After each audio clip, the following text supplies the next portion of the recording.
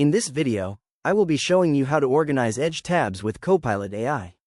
Let's get started. First, I go down to my Windows taskbar and click on the Microsoft Edge icon to launch the browser.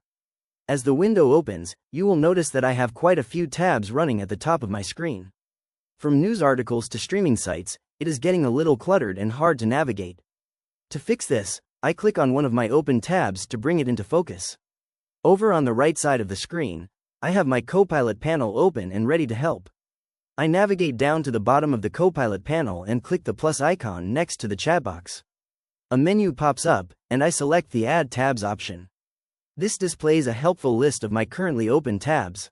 I click into the search bar here and type the word disco to see how the search filters my tabs, but I decide to clear that out and approach this a different way. I close the tab menu and click directly into the main message box where it says Message Copilot. I type in the prompt Organize my tabs and hit send. Now, I just wait a moment while Copilot analyzes all of my open tabs and figures out the best way to sort them. Copilot quickly replies with a summary, showing that it has categorized my tabs into logical groups, such as shopping and materials, entertainment, and news.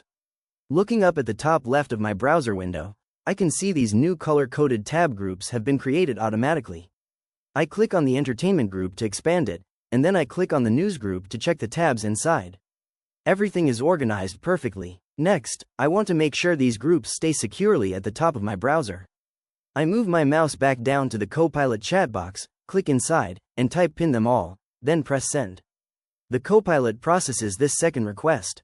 It replies to confirm that all my tab groups are now pinned to the top of the browser. Notice how the wide tab groups at the top left have now condensed into neat, small pinned icons. I click through the entertainment, news, and shopping and materials pinned groups one last time to verify that my tabs are safely stored and grouped together. If you found this walkthrough helpful, please consider liking the video and subscribing for more quick tips and tutorials.